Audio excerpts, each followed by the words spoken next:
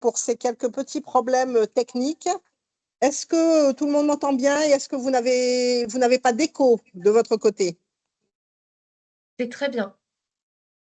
Bon, parfait. On va essayer de se lancer dans un contexte technique un petit peu difficile. Vous voudrez bien nous pardonner. En premier lieu, je vous prie d'excuser Roxana Maracineanu, secrétaire générale de la MIPROF, qui est retenue par une autre obligation. Et donc, au nom de la MIPROF et de la DRDFE, je vais ouvrir ce 6e webinaire, l'avant-dernier d'ailleurs d'une série que nous avons mis en place en co-animation DRDFE MIPROF dans le cadre de l'accompagnement de la communauté PAC Nouveau Départ. Les webinaires de formation sont en effet co-construits par la MIPROF et la DRDFE pour apporter aux membres de la communauté un socle commun de connaissances et un partage de bonnes pratiques. C'est évidemment important.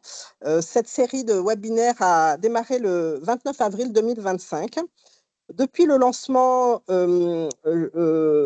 nous avons eu en direct, comme aujourd'hui, 178 participants et surtout plus de 1000 vues sur YouTube en replay. Et vous êtes désormais 68% à avoir participé en direct ou en replay à plusieurs webinaires, avec un intérêt grandissant pour la production de contenu en replay, compte tenu évidemment des obligations professionnelles des uns et des autres.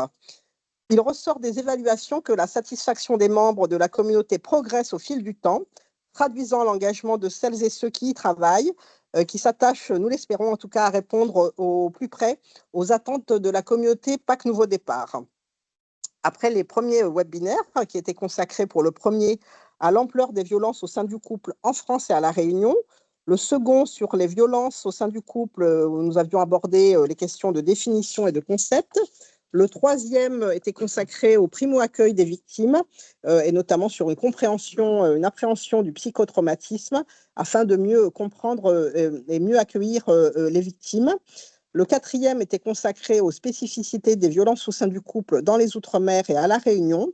Le cinquième avait été consacré à la protection des victimes, en poursuivant finalement un cheminement de plus en plus spécifique sur l'accompagnement des victimes, en faisant un tour des dispositifs existants.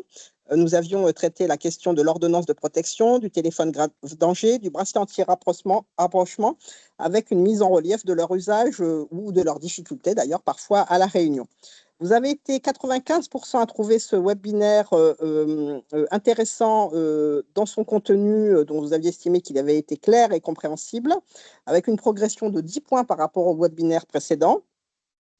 95% des répondants ont également trouvé le choix des intervenants pertinent ou très pertinent, ce qui nous donne d'ailleurs l'occasion de remercier à nouveau le pôle vif du tribunal judiciaire de Saint-Denis et Lara Jouffa pour leurs interventions croisées.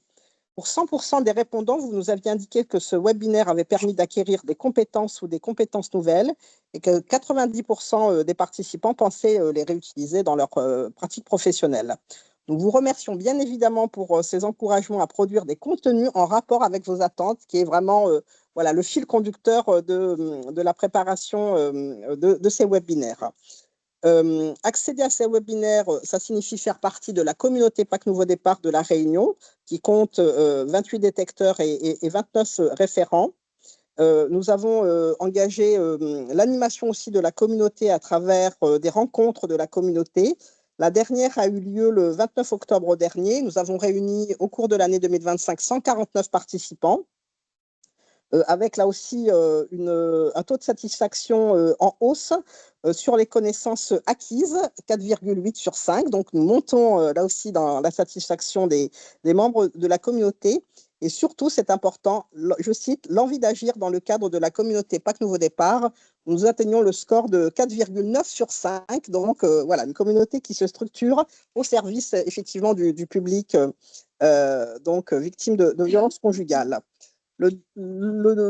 Deux derniers éléments dont je voulais commenter les chiffres. Les actions de sensibilisation ont permis d'atteindre 380 membres donc, qui ont pu suivre ces actions de sensibilisation, et notamment les deux dernières sensibilisations qui ont été organisées, alors en particulier pour les membres récents de la communauté sur l'ouest de l'île. Sur les 2 dernières, il y avait 50 participants et 30 à la dernière action de sensibilisation qui s'est tenue dans les locaux du conseil départemental. Et puis, sur la plateforme collaborative Rezana, qui est vraiment l'espace qui permet effectivement de communiquer, on a désormais 248 membres et nous avons en moyenne 7 visites par jour. Donc, merci de continuer à consulter Rezana, mais surtout à alimenter la plateforme pour faire le lien entre les membres de la communauté. Notre 6e webinaire, celui d'aujourd'hui, est consacré à l'impact des violences au sein du couple sur les enfants. Ce sujet était attendu de longue date par les membres de la communauté. Et pour évoquer ce sujet sur lequel les attentes sont en effet nombreuses, nous sommes vraiment honorés de la présence de Patricia Boulet et Stéphanie Grondin, respectivement responsables et coordonnatrices de la cellule de recueil d'informations préoccupantes, autrement dit la CRIP, du Conseil départemental de la Réunion.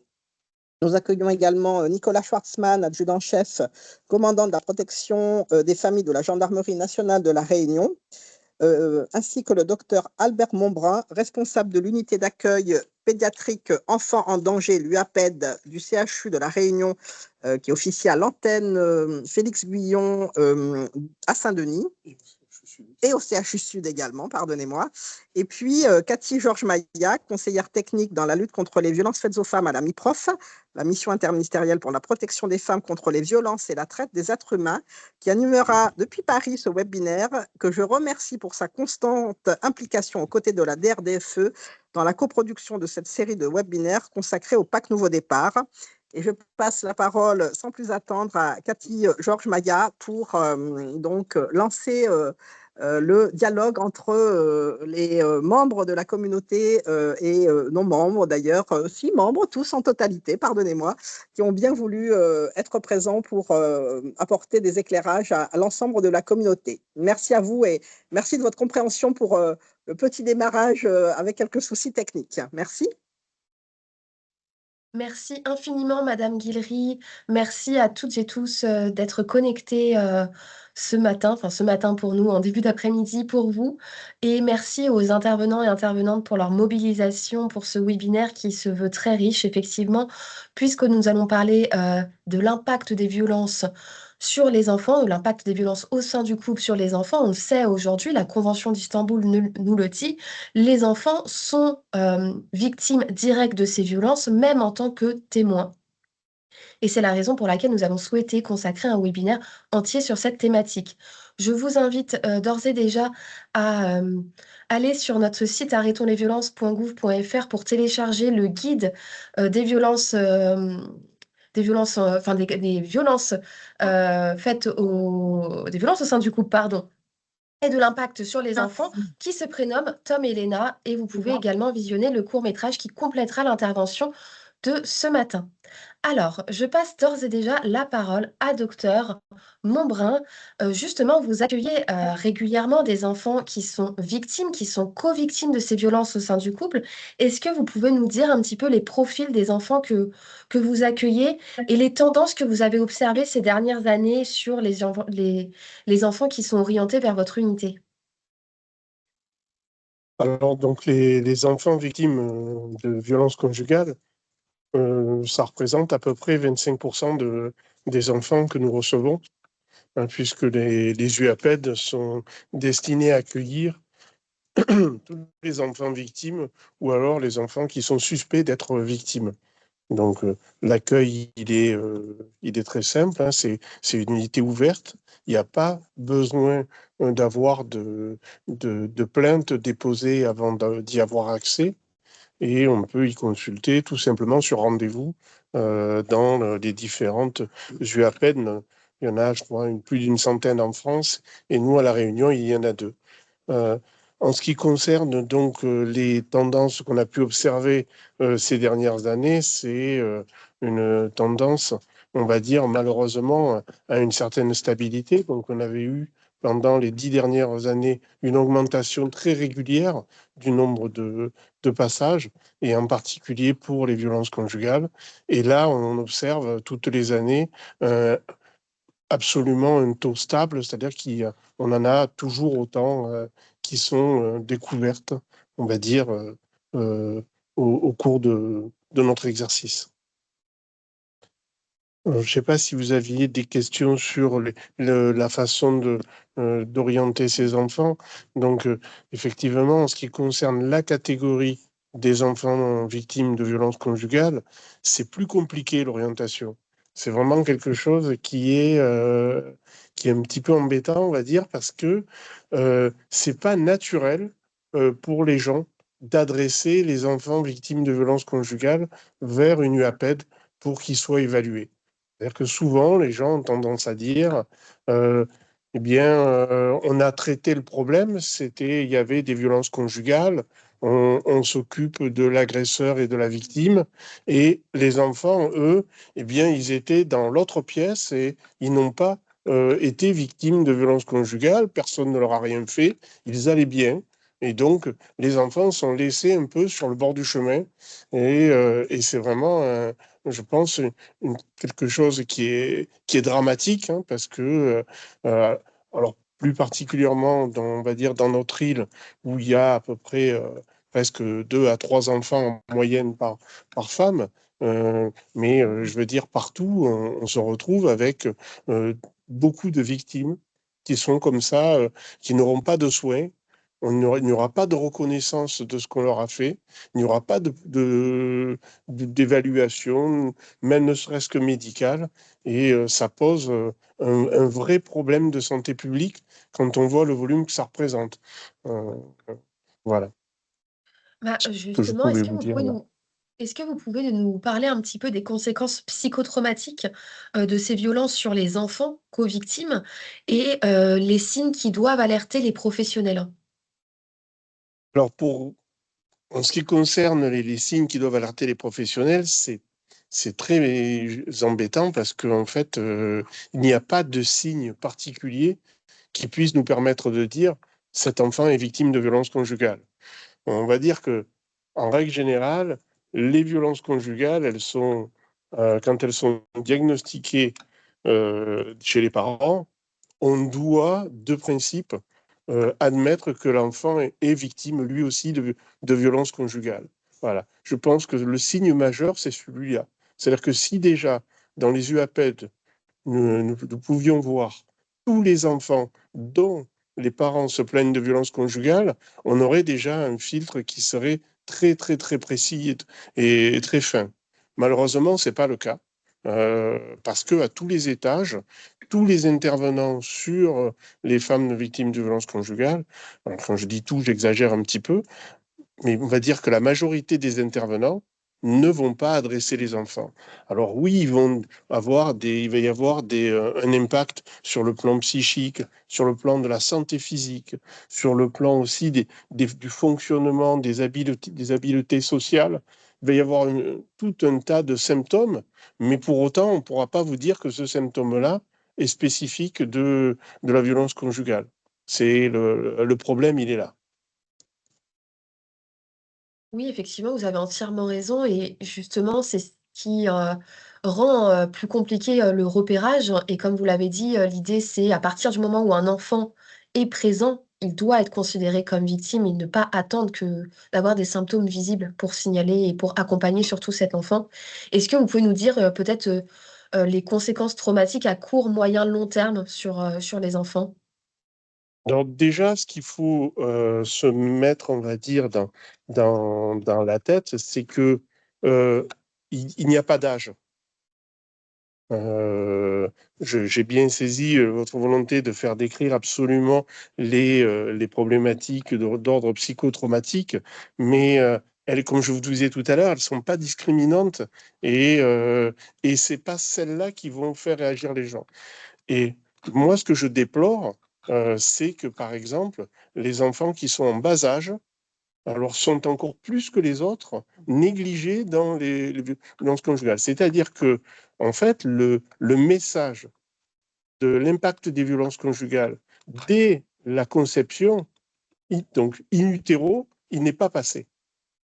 Il n'est pas passé, donc on cherche effectivement des tas de signes de psychotrauma. Je peux en décrire plein. Oui, il y en a qui vont présenter un tableau de psychotraumatisme complet.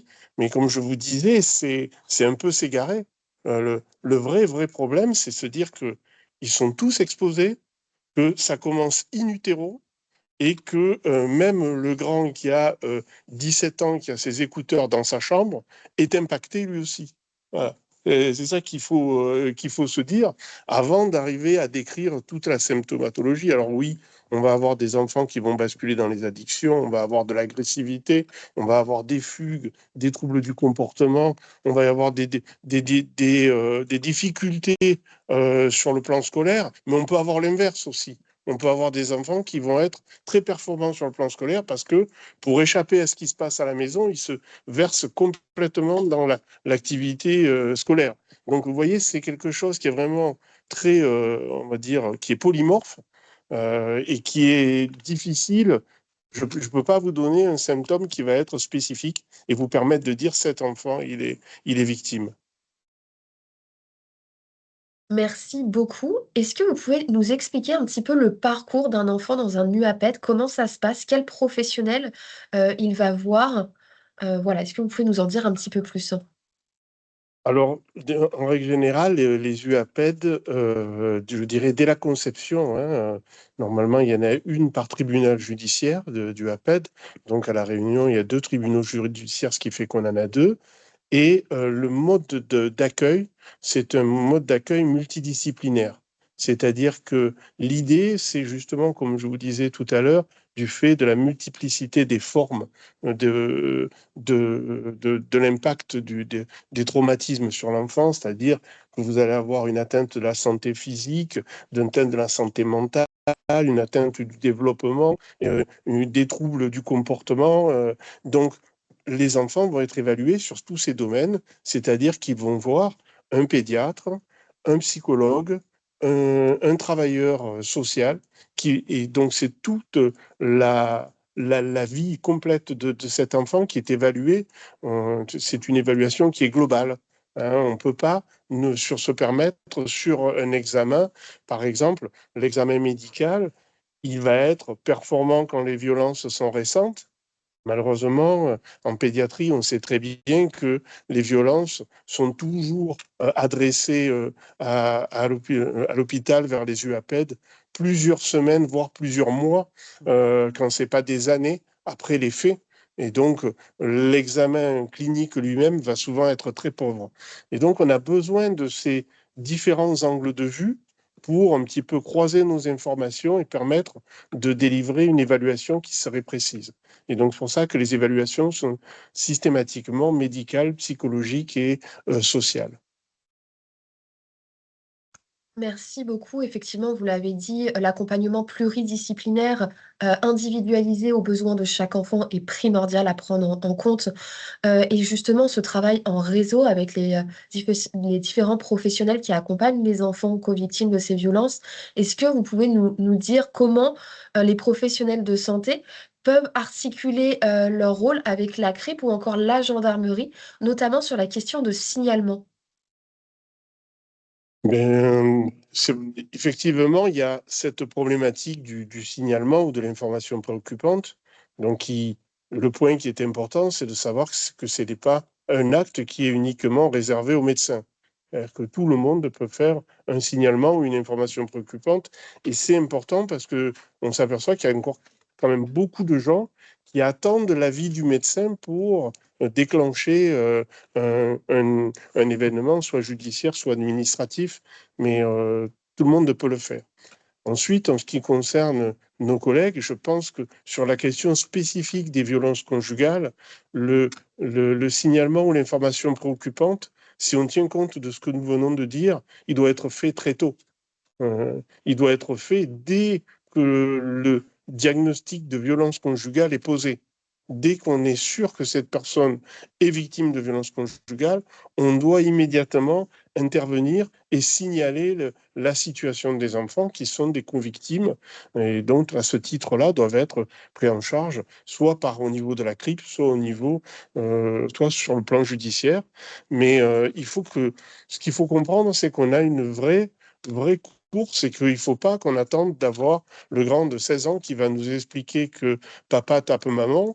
Il faut très petit les signaler, qu'ils soient orientés vers l'UAPED. Parfois, ils sont en âge où ils peuvent parler et être entendus par les officiers de police judiciaire et délivrer des informations qui sont importantes, parce qu'on sait très bien que parfois la victime elle-même, elle n'est pas toujours en capacité de pouvoir révéler l'ensemble de ce qu'elle a pu vivre. Alors, pour nos collègues, oui, la question du signalement, il se pose à 2 niveaux. Il y a le signalement qui peut se faire au niveau de la victime de violences conjugales directes dès le début, puisque maintenant, il y a quand même une ouverture à ce niveau pour les violences qui sont graves et pour l'emprise. Et puis, il y a le signalement ou l'information préoccupante pour les enfants. Et je pense que il faudrait qu'il y en ait, dans tous les cas de violences conjugales, il faudrait qu'il y ait au minimum une information préoccupante pour que ces enfants-là soient pris en charge par le conseil départemental qui souvent va soit en fonction du degré de violence, le retransformer en signalement, soit nous demander, nous, de les évaluer sur le plan médical, sur le plan psychologique, pour qu'on puisse arriver à soigner ces enfants le plus tôt possible. Merci beaucoup pour tous ces éclairages et effectivement, le conseil départemental étant présent avec nous, on pourra un petit peu échanger sur la manière dont fonctionne la CRIP, comment ça se passe. Mais avant toute chose, j'aimerais bien, Monsieur Schwartzmann, vous poser finalement la même question qu'au docteur Monbrun, c'est-à-dire est-ce qu'il existe une coopération entre la gendarmerie, la CRIP et les services médico-sociaux? Alors bonjour à tous, bien entendu qu'il existe une coopération entre les 3 services. Pour la CRIP, je vais juste rappeler que ça fait partie du département. Le département nous sollicite beaucoup, vu qu'ils ont dans leurs prérogatives la protection de l'enfance. Ensuite, par exemple, sur l'année dernière, avec la CRIP et le rectorat, on a travaillé justement pour former tous les directeurs d'établissements scolaires du premier degré. Donc nous, au niveau gendarmerie, on a dû en former 270. La CRIP a dû en faire plus, vu qu'il y a une partie qui a dû être réalisée donc, avec la police nationale. Ensuite, avec tout ce qui est structure médico-sociale, pour l'UAPED, rapidement, pour nous, à la maison de protection des familles, c'est notre 2e bureau. On y est quand même très souvent, que ce soit l'UAPED du Nord ou du Sud, ou même la maison femme-mère-enfant, où on a une salle Mélanie aussi.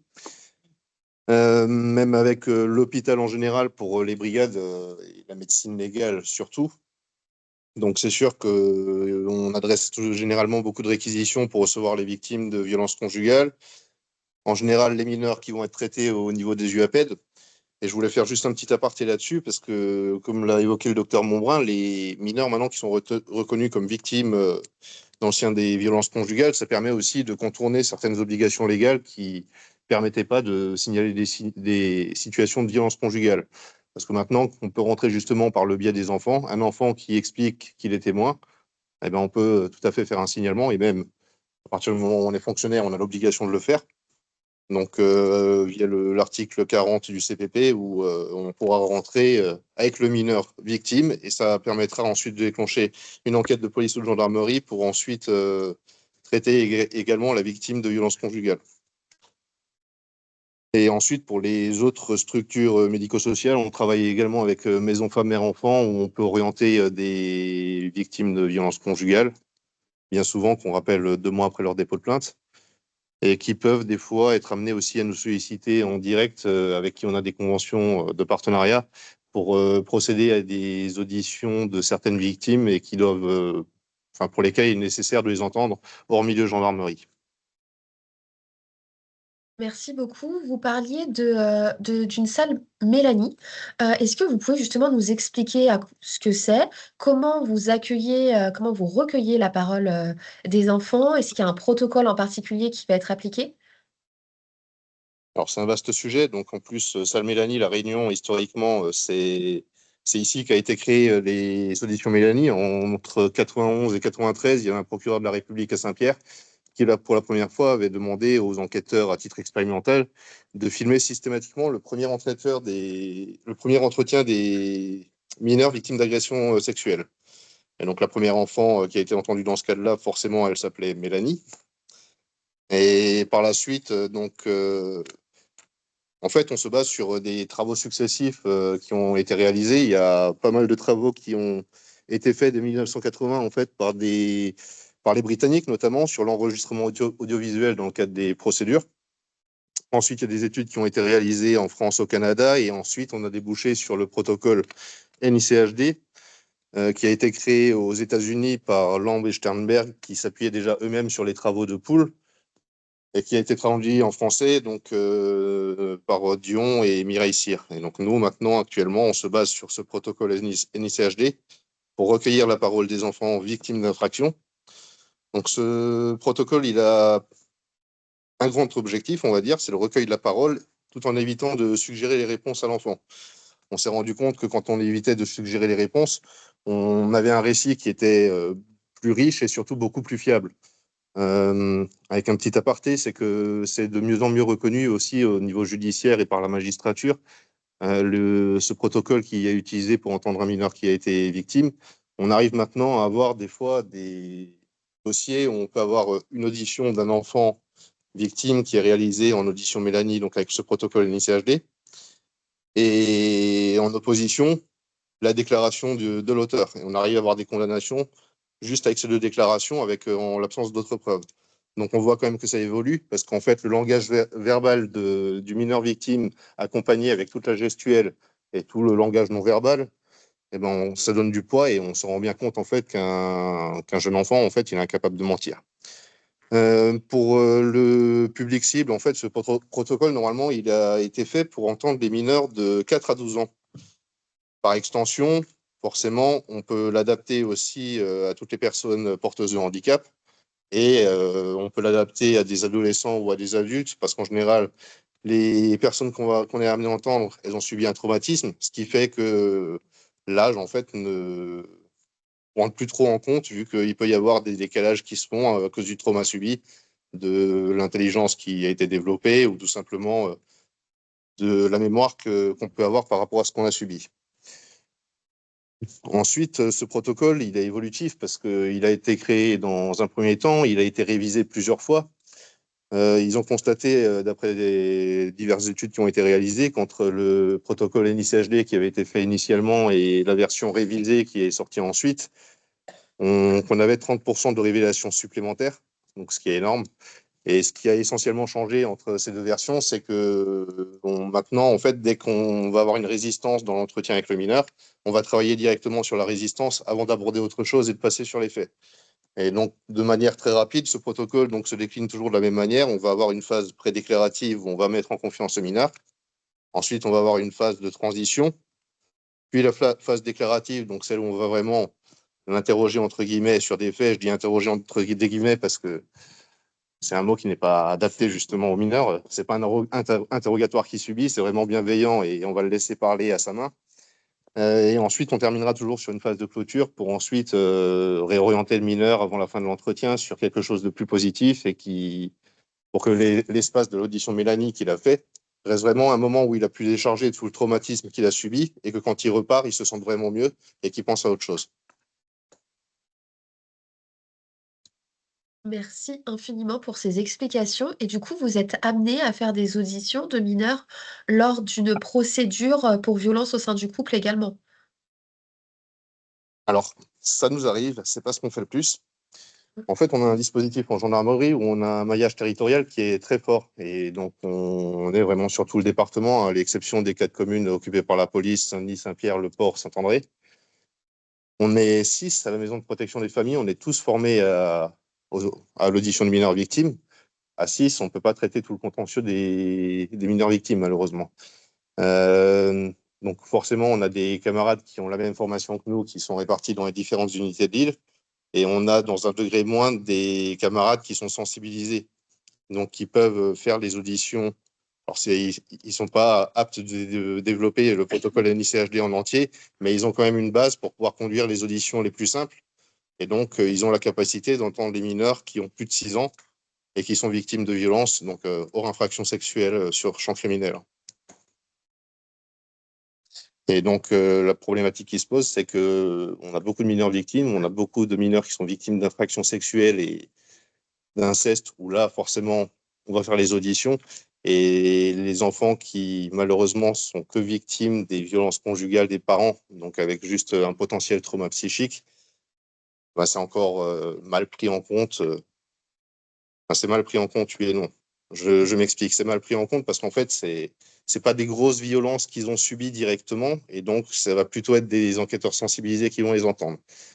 L'autre versant pour lequel c'est bien pris en compte, c'est que nous, on va toujours aller chercher en gendarmerie s'il y a un enfant qui était présent au moment des faits. Ça, c'est une détection qu'on va faire quasi systématiquement parce que ça nous intéresse sur le plan procédural. Ça permet de rajouter une circonstance aggravante et donc d'obtenir éventuellement des peines plus fortes pour l'auteur des violences conjugales. Merci beaucoup. Je vois qu'il y a une question dans le chat. Alors, peut-être pour Docteur Montbrun ou pour vous, Monsieur Schwartzmann, comment on saisit l'UAPED et est-ce qu'on peut orienter directement un enfant vers un UAPED? Oui, oui, alors pour saisir une UAPED, on va dire qu'il y a, comme je l'ai expliqué un petit peu tout à l'heure, l'UAPED, c'est un service médical dans un hôpital. Tout le monde peut y aller avec son enfant. Donc, c'est pour les mineurs, donc les moins de 18 ans, de 0 à 18 ans, tous ceux qui sont victimes ou qui sont suspects d'être victimes. Voilà, tout cela peuvent venir directement à l'UAPED. C'est vrai que, par exemple, nous, il y a beaucoup de dossiers, donc on gère plutôt sur rendez-vous et on essaye de faire un petit peu le tri, on va dire, entre ce qui est très urgent et qui nécessite une prise en charge immédiate et ceux pour lesquels on peut les voir sur rendez-vous. Voilà. Ensuite, le terme saisie, en règle générale, c'est plutôt un terme qui est confié, on va dire, aux officiers de police judiciaire qui, eux, nous réquisitionnent. Et donc, on a une partie de notre activité qui est considérable. Hein. C'est un peu plus de la moitié des enfants sont examinés sur réquisition. Donc, à l'échelle de la Réunion, c'est à peu près 1200 enfants qui sont examinés sur réquisition. Voilà. Et il y en a 1000 qui sont examinés, soit parce qu'ils se sont présentés aux urgences, soit parce que c'est leurs parents qui les envoient, soit c'est parce que c'est le médecin traitant, ou beaucoup d'enfants sont adressés aussi par les services sociaux. Donc le conseil départemental, qui à lui seul doit représenter à peu près entre 30 et 40% des patients qui se présentent dans les UAPED. Je ne sais pas si j'ai répondu correctement à la question. Euh, je pense que vous avez très bien répondu à la question. En tout cas, c'est très clair pour moi. Et je vois dans le chat qu'on dit oui, merci et qu'on demande si c'est possible d'avoir un numéro de téléphone. Donc, si vous pouvez peut-être l'indiquer dans le chat, ou nous le donner pour qu'on l'indique, ou on l'enverra ultérieurement à tous les participants et participantes. Moi, j'avais une question. Comment vous articulez du coup l'UAPED et l'UMJ, hein? Comment ça s'articule? Le secrétariat. Oui, je 02 62 90 57 20, c'est le secrétariat au nord. Alors, ça dépend où est la personne, si elle est au sud, je me rappelle plus. Il est plus récent, le numéro, C'est Bah, de Saint-Pierre. Et pour la vous victime embêtez pas, on le le donnera à la multi-appel de fin Saint-Pierre, sinon. c'est 02 62 35 92 00. Merci si vous pouvez le mettre dans le chat, je pense que ce sera plus pratique pour tout le monde. D'accord. Et du coup, docteur Montbrun, comment ça s'articule avec les UMJ? Excusez-moi, je n'ai pas entendu la question. Ah, mince, je sais pas grave. Là, vous m'entendez bien? Oui. Je me demandais comment votre travail au sein de l'UAPED, ça s'articule avec les UMJ. Alors, il y a plusieurs sortes d'UAPED. il y a des UAPED qui ont des pédiatres qui sont médecins légistes. Nous, c'est notre cas à La Réunion, mais c'est aussi le cas, par exemple, à Nantes, à Orléans, à d'autres endroits que j'ai oubliés, où il y a des pédiatres qui sont à la fois pédiatres et à la fois médecins légistes. Et donc, ils s'occupent du versant judiciaire aussi. Donc, nous, c'est ce que nous faisons à La Réunion. Parce que maintenant, depuis 2021, le terme UMJ, il est réservé aux adultes. Les UMJ, c'est exclusivement les adultes. Tous les enfants sont pris en charge dans les UAPED. Et les UAPED qui n'ont pas de médecin légiste, eh bien, elles ont passé des accords avec les services de médecine légale pour que un médecin légiste vienne faire l'examen à l'intérieur de l'UAPED, de façon à ce que l'enfant soit examiné dans un lieu qui lui est favorable, on va dire. D'accord, merci beaucoup pour ces précisions. Si vous avez des questions, n'hésitez pas à les poser dans le chat, mais il y aura bien évidemment un temps d'échange à la fin du webinaire où vous pourrez poser directement vos questions. Je me tourne maintenant vers le département de La Réunion. On a justement parlé de l'importance du signalement et de l'information préoccupante. Est-ce que vous pouvez nous expliquer le rôle exact de la CRIP, les modalités de saisine de la CRIP et les délais, les critères d'évaluation d'une information préoccupante? Donc, bonjour à tous. Donc, la CRIP au niveau du département a comme mission, comme toutes les CRIP, c'est de centraliser toutes les informations qui concernent un enfant potentiellement en risque ou en danger. Ça vient souvent de nos partenaires. Donc, ma partenaire de proximité, c'est l'Éducation nationale. C'est nous-mêmes au niveau des maisons départementales, donc au niveau des territoires qui sont implantés sur tout le département de La Réunion. Ça peut être aussi les CHU et beaucoup aussi au niveau du parquet. On a vraiment des liens privilégiés. Contrairement à certaines CRIP de métropole, nous n'évaluons pas. Donc, on lit, on voit au niveau de l'historique si cette situation était connue. On va faire un petit peu des recherches pour au mieux qualifier cette information en risque ou en danger par rapport à l'histoire et au parcours de ces enfants et aussi, bien sûr, par rapport aux critères de la HAS. Sachant que pour information, au niveau des critères, la HAS est basé sur les besoins fondamentaux de l'enfant et le besoin primaire, et le besoin, comme on dit, supérieur de l'enfant, c'est le besoin de sécurité. Donc, c'est pour ça que des fois, quand il est à mal, bien évidemment qu'on va qualifier en danger, même pas quand l'enfant, par exemple, est victime au niveau de violences conjugales ou voire même lorsque des couples sont séparés, mais il y a il peut y avoir des disputes énormes avec l'impact sur l'enfant pour la garde de l'enfant ou une manipulation entre guillemets par rapport à la souffrance des deux parents où l'enfant doit faire passer le message à l'un ou l'autre parent. Nous, au niveau de la CRIP, donc on qualifie le plus souvent en danger et par rapport à des violences psychologiques. Ce sont nos critères de maltraitance qu'on a pu. Après aussi, il y a le critère de l'âge, bien évidemment. Plus l'enfant est jeune, plus il est vulnérable. Et là, je rejoins Dr Montbrun, plus les répercussions, si elles ne sont pas prises en charge, peuvent avoir donc des répercussions importantes au niveau de développement de l'enfant. Par exemple, on voit, souvent ça vient au niveau de l'école, en tout cas du rectorat, des enfants qui présentent des gros troubles du comportement. Donc on ne comprend pas, ils sont difficiles, ils n'arrivent pas à gérer leur frustration, ils n'arrivent pas à rester stables dans la classe et tout. Et quand on reprend un petit peu toute son histoire, on voit qu'il avait fait quand même l'objet peut-être d'informations déjà antérieures et d'informations où cet enfant avait dit, voilà, papa était sous, par exemple. Hein. Papa était sous, avait tapé maman et ça s'était pas bien passé. Et ce sont des situations qui sont passées un petit peu comme ça, un peu à l'as, ou alors le couple a dit non, non, ça y est, on s'est remis ensemble, tout va bien. C'était un événement comme ça, un peu, un peu isolé. Et donc, on voit au fur et à mesure des récurrences que non, c'était un fonctionnement qui était installé et que ça peut avoir un impact sur les enfants. Donc, lorsqu'on qualifie cette information, on va la qualifier et on va le transmettre donc au niveau des services ASE. Services ASE, il y en a 19 sur le département de La Réunion. Et ces services ASE sont composés de 3 équipes. La première équipe, c'est une équipe de placement, donc qui va gérer toutes les situations d'enfants placés.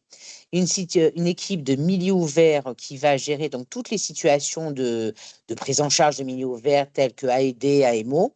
Et bien sûr, puisque la loi nous l'avait obligé au niveau de 2016, c'est des équipes IP, donc spécialisées pour évaluer donc l'information préoccupante. Pareil, ces équipes-là donc se basent sur les recommandations de la HAS, qui a été encore plus renforcée avec la loi Taquet 2022. Et c'est comme ça que, donc, ils ont une évaluation. L'évaluation doit se faire dans le cadre légal 3 mois, moins pour les enfants de moins de 3 ans, avec un rapport, avec des préconisations. Il est vrai que nous sommes débordés, nous tous, au niveau des informations. On a recueilli en fin 2024 plus de 7000 informations qu'on a qualifiées.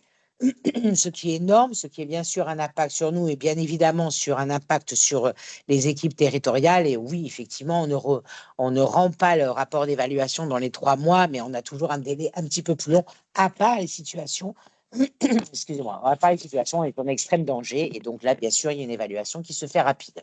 L'évaluation donc peut aboutir sur une mesure de protection immédiate. Ça, voilà. Donc, ça, c'est souvent nous, la CRIP, qui faisons le lien avec le parquet et donc qui, après, se mettons en lien aussi avec les forces de gendarmerie s'il y a besoin parce que l'enfant est là-bas dans leurs locaux ou parce que il va falloir être accompagné par les forces de l'ordre pour pouvoir donc exécuter cette mesure. Il y a aussi toutes les mesures judiciaires et bien sûr les mesures d'accompagnement administratif. Sur le département de La Réunion, les situations sont quand même assez dégradées et c'est pour ça que M. Schwarzman le disait, on essaie de faire tout un travail de prévention pour qu'on puisse nous alerter sur les situations un peu plus en amont parce que nous avons quand même une majorité d'accompagnement dans le cadre de mesures judiciaires que de mesures administratives, ce qui montre en fin de compte la gravité des situations et quand la CRIP en est sollicitée, les situations sont déjà très lourdes et l'enfant est déjà dans une situation de danger.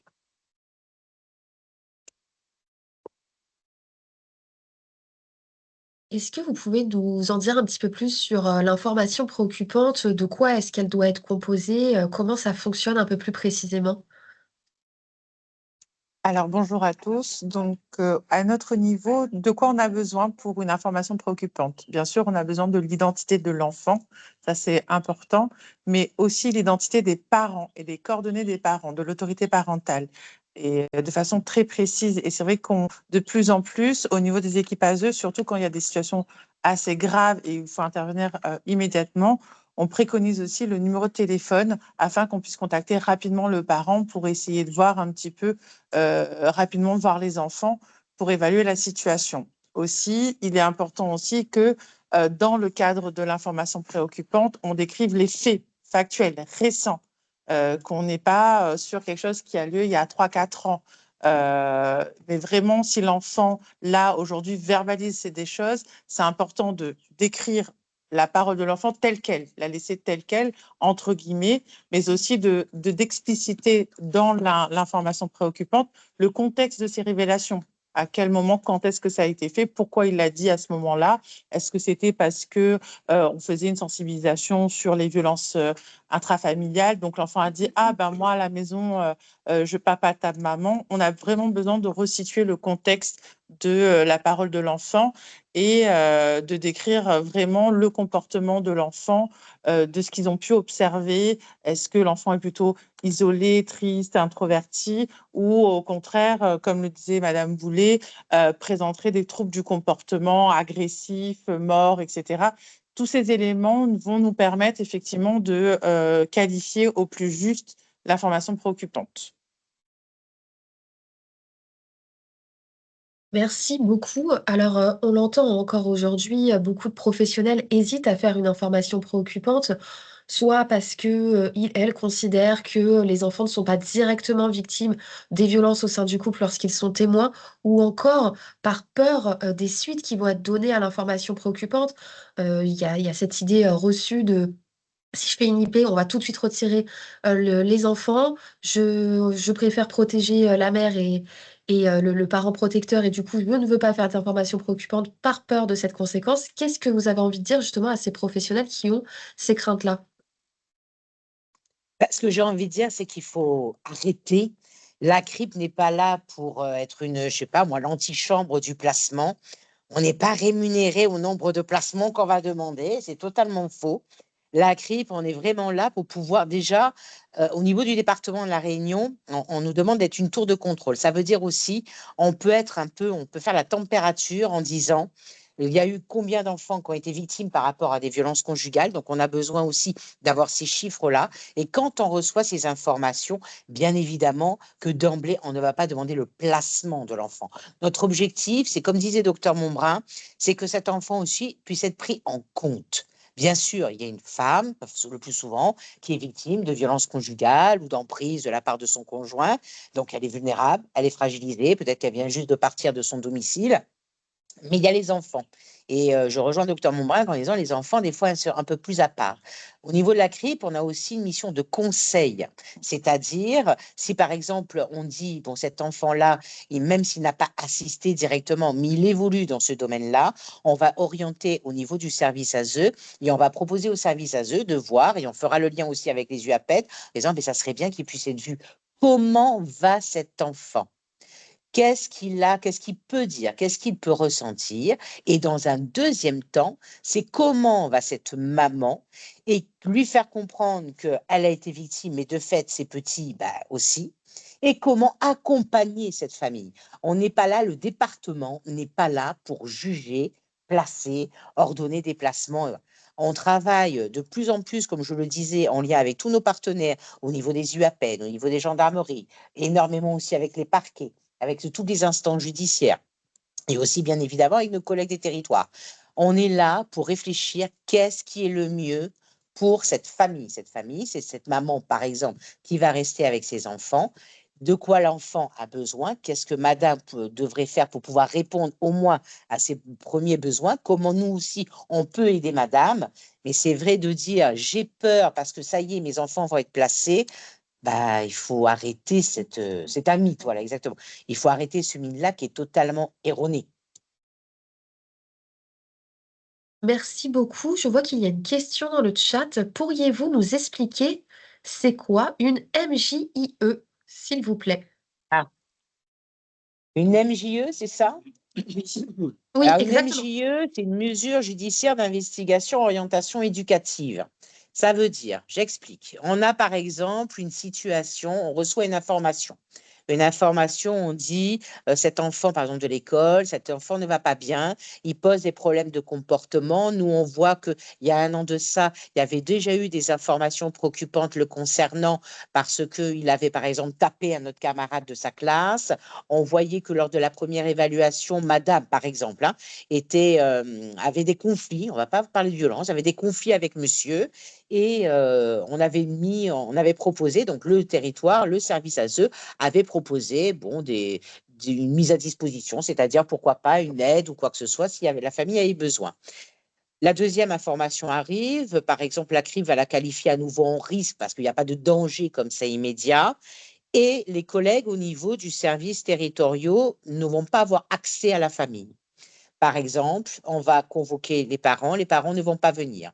On va aller à domicile, le papa va ouvrir la porte ou la maman en disant « je ne veux pas vous parler », nous claque à la porte. On va faire un point au niveau de l'établissement scolaire, surtout si on a un mandat par rapport au parquet vient soit transmis.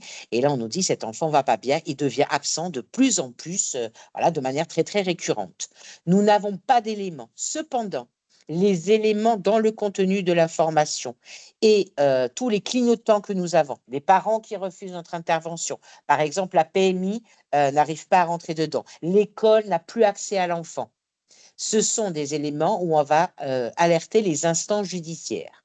Les instances judiciaires, c'est-à-dire que nous, départements, on arrive à nos limites. On ne va pas demander une mesure de placement parce qu'on ne connaît pas la famille. On va pas classer parce qu'il y a quand même plein de clignotants et on va demander donc cette mesure d'investigation qui doit être faite. Donc, en tout cas pour nous au département, c'est des associations habilitées qui font ces mesures-là. Et donc, c'est le juge des enfants. On passe par le parquet. Le parquet voit si notre rapport est cohérent, envoie au niveau du juge des enfants qui fera une audience. Donc voilà, c'est exactement ça la MJE. Et la définition, c'est mesure judiciaire d'investigation éducative.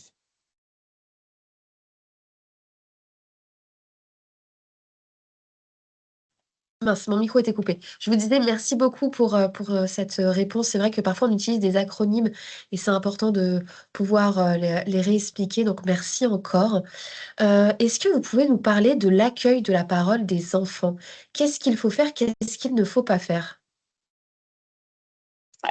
C'est vrai que nous, au niveau de la CRIP, on ne reçoit pas hein, les familles en direct.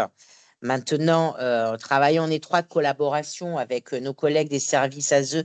Bien évidemment qu'on va un petit peu faire des préconisations, c'est-à-dire dans certaines situations, plutôt inviter l'autorité parentale ou des fois commencer par l'enfant. En tout cas, recueillir la parole de l'enfant, c'est lui laisser, comme disait Dr Mombrin et M. Schwarzman, c'est lui expliquer déjà la vérité. C'est pourquoi on est là.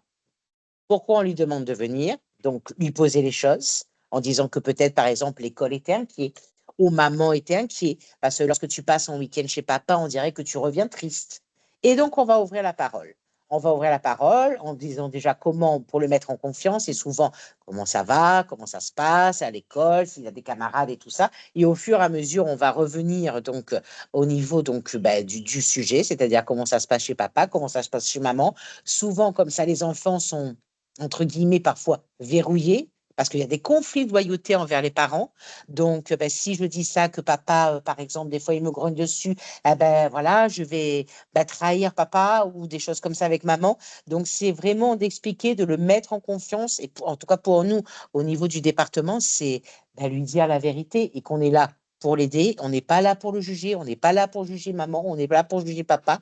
Et à chaque fois qu'on va le mettre comme ça en confiance pour recueillir la parole, c'est lui expliquer c'est quoi la suite.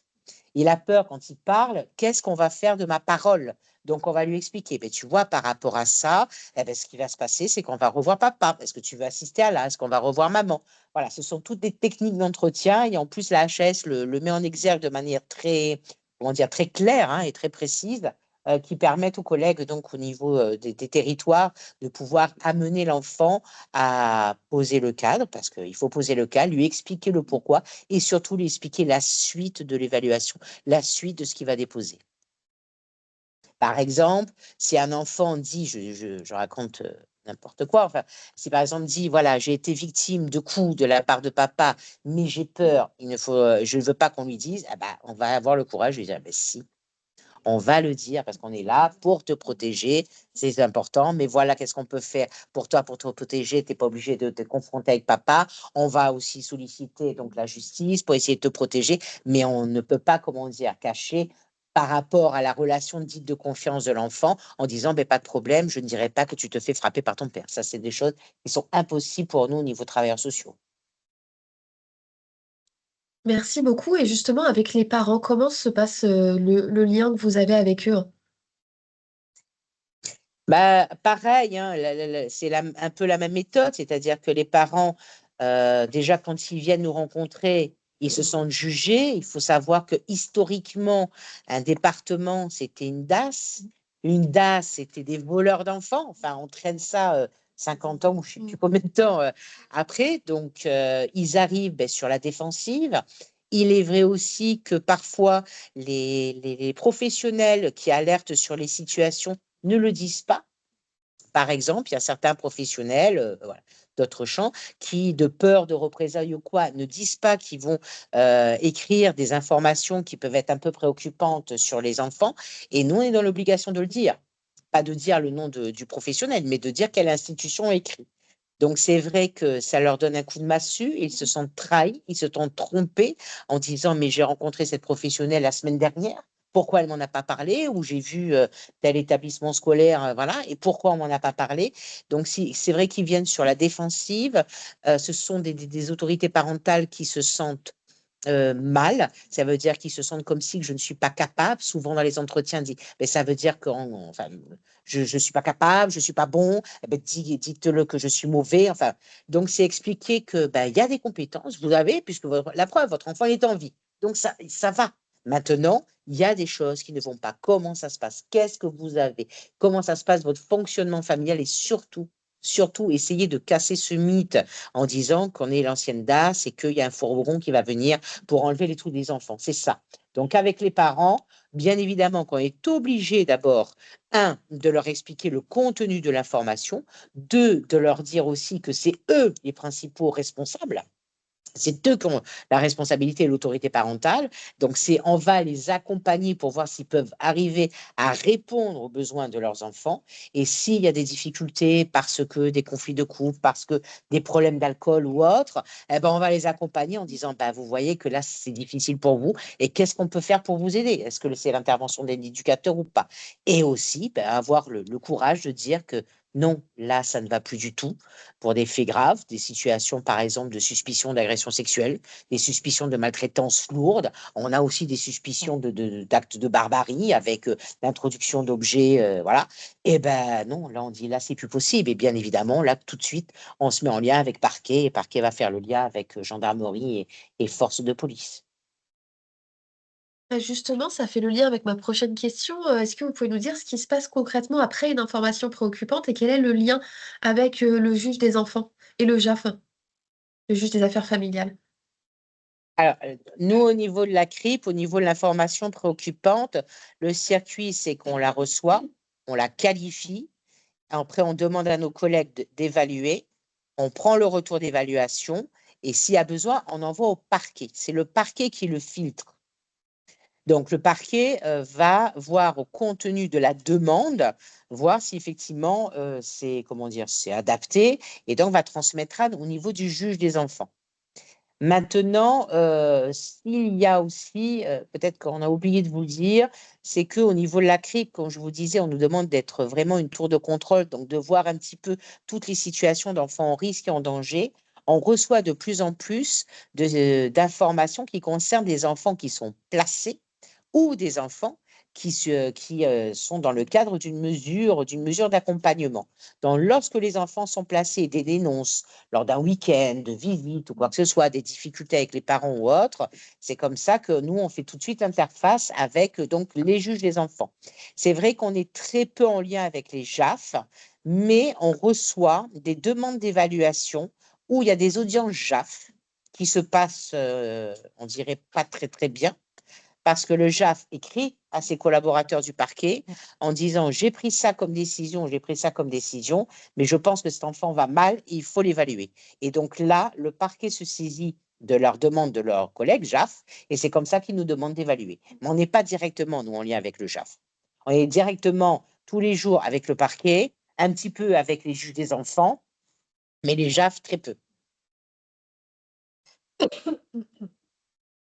D'accord, merci beaucoup pour votre réponse. Peut-être une dernière question.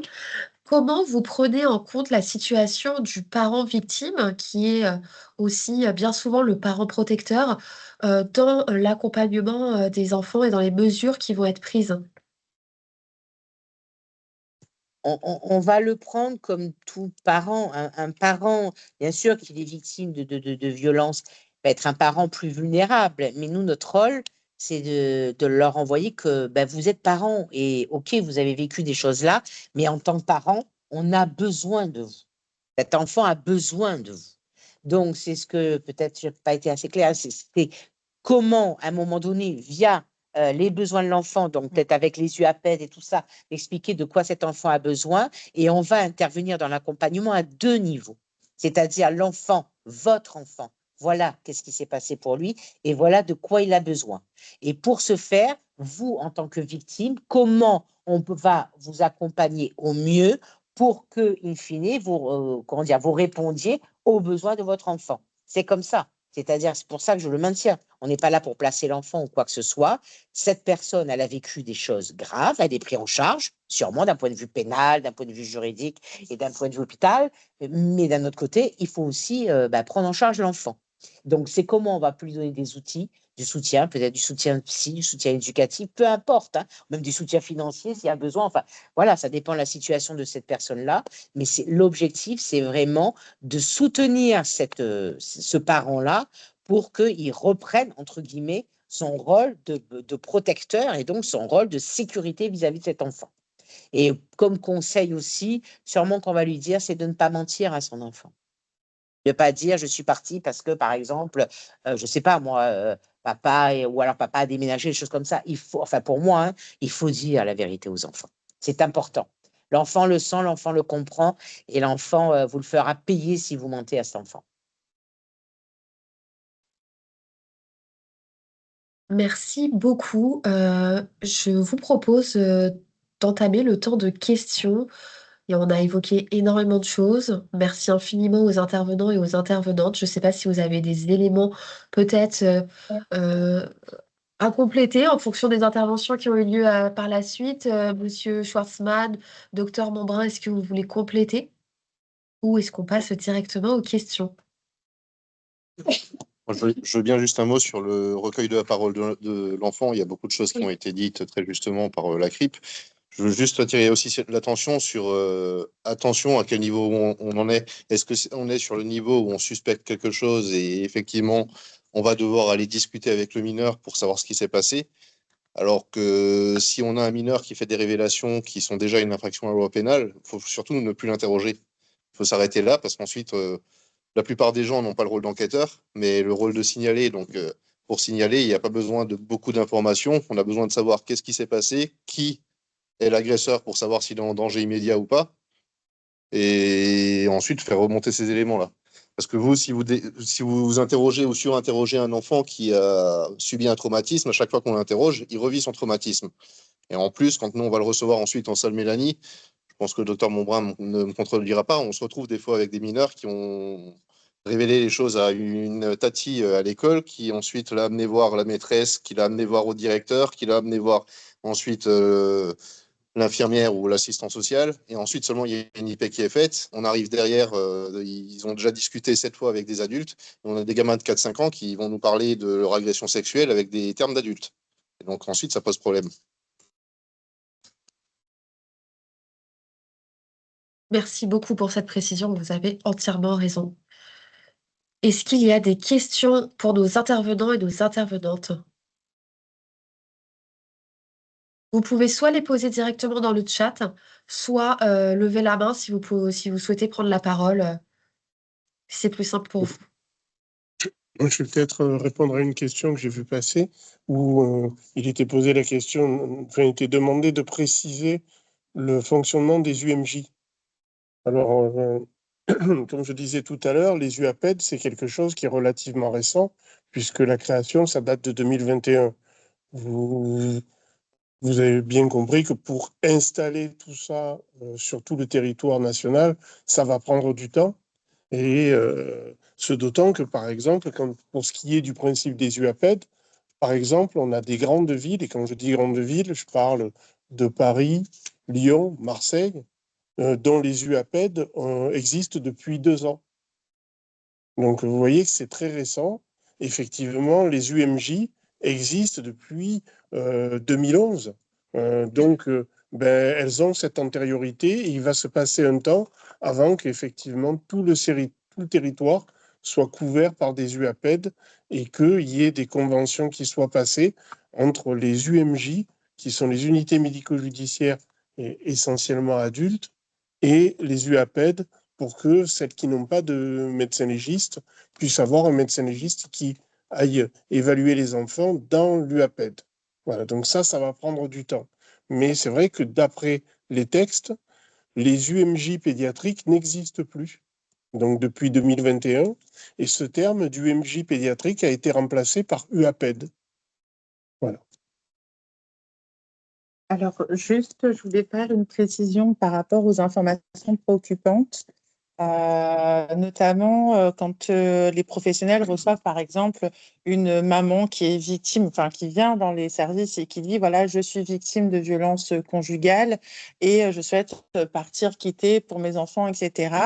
Et pour lesquels il faut quand même faire une information préoccupante, parce que même si la mère est dans une démarche de justement protéger son enfant, c'est important aussi qu'on l'accompagne et qu'on, comme on disait de tout à l'heure, avec Dr Montbrun et puis la gendarmerie, d'être vraiment en prévention sur ce type de situation. On n'attend pas que ça revienne, qu'elle reparte chez monsieur, qu'elle reparte, etc. Parce que bien souvent, c'est la problématique au niveau des violences conjugales, c'est qu'elle quitte une première fois, elle retourne, elle quitte une deuxième fois, etc. Donc nous, au niveau de la CRIP, on a aussi cette possibilité, quand il y a des informations préoccupantes de mamans qui sont parties, d'orienter vers les services de prévention pour justement accompagner la maman et l'enfant dans toutes les démarches administratives, judiciaires, d'accompagnement, d'orientation vers les services UAPED en victimo, pour vraiment prendre en compte le plus rapidement possible et le plus tôt possible ces situations. Merci infiniment pour toutes ces précisions. N'hésitez pas, hein, vraiment, si vous avez des questions, aussi bien dans le chat qu'en levant la main, c'est le moment.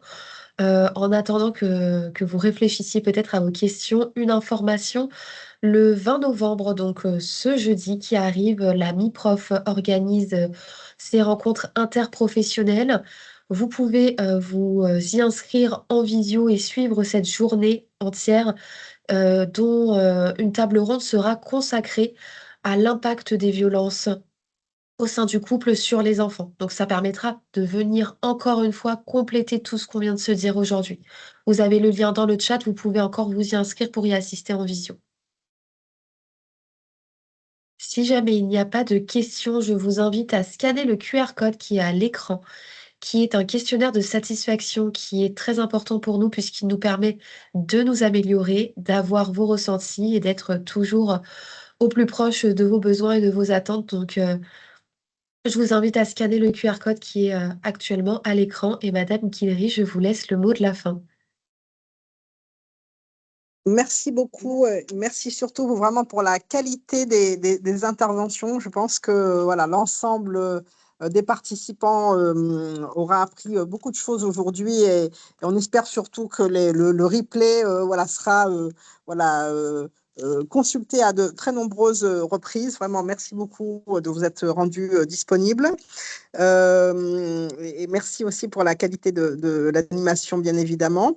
Je voudrais simplement rappeler que la date de notre prochain et ultime webinaire de cette série aura lieu le mardi 16 décembre prochain. Il sera consacré aux auteurs des violences au sein du couple, parce que voilà, on termine par ce sujet parce qu'il fait partie problématique, bien évidemment. Et donc, nous aurons l'occasion de consacrer ce dernier terme d'échange aux auteurs. Encore une fois, les webinaires peuvent s'entendre et se réentendre tellement ils sont riches de contenu. Je voulais remercier l'ensemble des participants. Merci d'en faire publicité, je dirais, à vos collègues et partenaires de la communauté PAC Nouveau Départ et bien au-delà. On sait qu'on commence à être regardé France entière d'ailleurs, notamment par l'ensemble des départements qui sont en train de rejoindre l'expérimentation. Donc ce qui veut dire que les chiffres dont nous vous parlons concernent aussi l'ensemble du territoire. Et donc merci pour tout ceci. Merci à la MIPROF et on se retrouve avant les congés de fin d'année, le 16 décembre, pour le dernier webinaire de la série. Merci à tout le monde. Alors, permettez-moi, il reste une petite question qui est arrivée peut-être un peu tardivement, oui. mais qui est très intéressante, qui s'adresse à Monsieur Schwartzmann, peut-être au niveau du commissariat.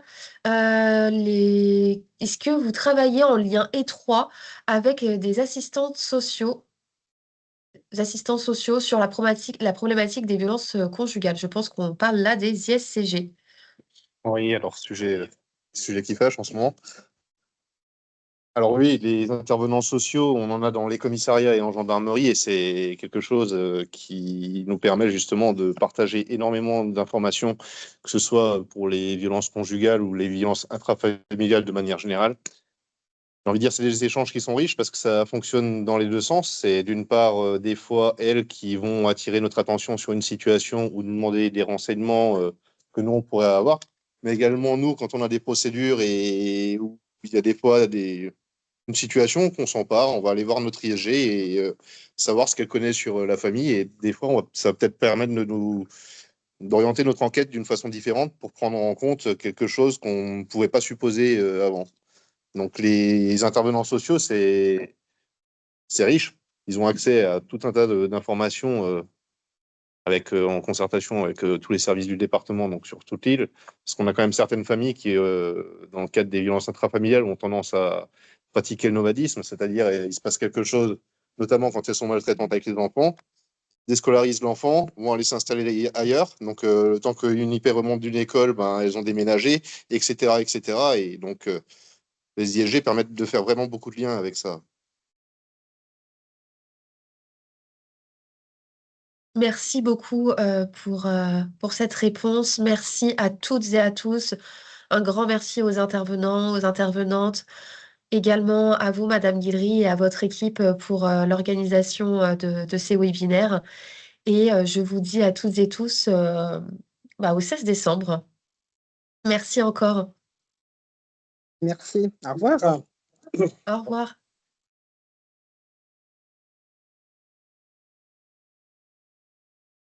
Au revoir, merci.